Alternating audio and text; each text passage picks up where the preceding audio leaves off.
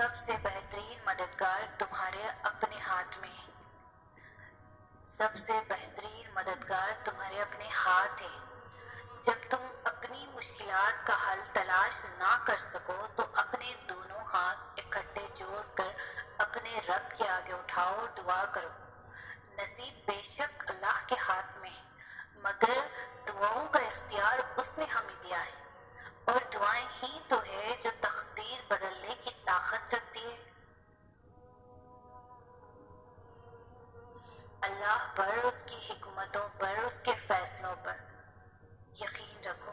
وہ کبھی نہیں توڑتا، کبھی نہیں گراتا اور کبھی نہیں جھکتا۔ بالکل خاموشی سے کوئی شکوہ نہیں۔ اللہ پر یقین رکھے کہ حالات بدل جائیں گے، نہ بھی بدلے تو پھر کیا، میرے رب کو بہتر پتہ ہے، یقیناً اس میں بہت بھلائیاں ہوں گی۔ زندگی میں دکھ جس شدت کا بھی ہو، اللہ نے آپ کو آپ کے حصے کا سکھ بھی ضرور دینا ہے۔ آپ کا حساب کتاب شاید غلط ہو جائے، لیکن اس کے پاس سارا حساب کتاب بالکل اپنی اصلی حالت میں موجود ہے۔ وہ اگر دکھ سے گزار رہا ہے تو سکھ بھی اس کے در سے ہی ملے گا۔ زرد پتے جہاں سے اترتے ہیں، سبز پتے وہیں سے نکلیں گے۔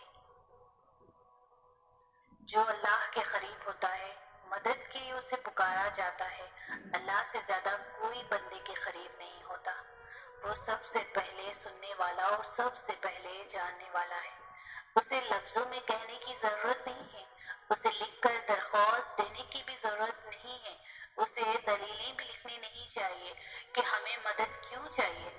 اس ذات تک پہنچنے کے لیے بس اسے پکارنا پڑتا ہے۔ وہ بس سب کا دوست ہے، سب کا مددگار۔ پتا بھی نہیں گرتا اور اللہ کو خبر ہوتی ہے۔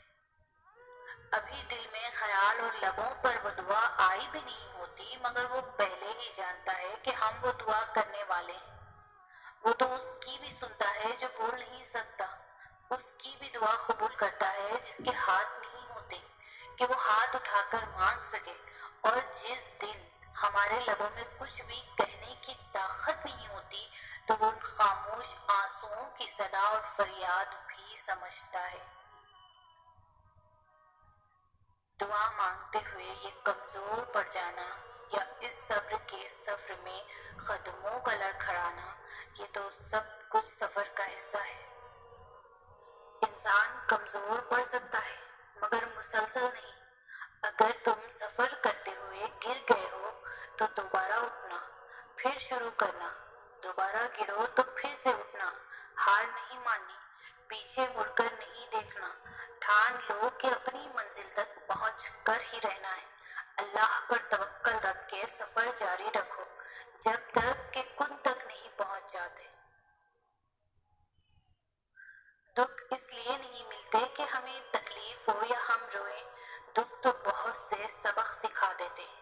اور پتہ ہے یہ دکھ جب ہی ختم ہونے لگتے ہیں، ختم ہو جاتے ہیں، جب ہم وہ سب سمجھ جاتے ہیں جو اللہ تعالیٰ ان معمولی آزمائشوں سے ہمیں سمجھانا چاہ رہا ہوتا ہے، اور جب ہم سمجھ جاتے ہیں تو یہ دکھ بھی ایسے ختم ہوتے ہیں جیسے کبھی تھے ہی نہیں۔ تم مانگتے وہ ہو جو تمہیں بہتر لگتا ہے، مگر اللہ تمہیں وہ عطا کرتا ہے جو تمہارے لیے سب سے بہترین ہوتا ہے۔ بات صرف اس پر آنکھ بند کر کے یقین رکھنے کی ہے، وہی ہے جو تمہیں دے سکتا ہے اور کوئی نہیں۔ اللہ جب آزمائش میں ڈالتا ہے تو صبر بھی دیتا ہے، پھر یہ فکر کیسی ہے؟ اللہ پر یقین رکھو، وہ اکیلا نہیں چھوڑے گا۔ بہت جلد تمہیں تمہاری ہر دعا قبول ہوتے نظر آئے گی۔ اس رب نے تمہیں دھتکارا ہے نہ ہی انکار کیا ہے، وقت حکم و صبر و انتظار دیا ہے۔ جب خیال مناجات ڈالا ہے اس دل میں تمہارے تو یقیناً بہت بڑا انتظام رحمت کوئی اس نے کیا ہے۔ گھبراؤ نہیں کہ یہ تو ہے محض وقتی آندھیاں، تمہیں اپنی قربت نوازنے کو ہی اس رب نے یہ امتحان لیا ہے۔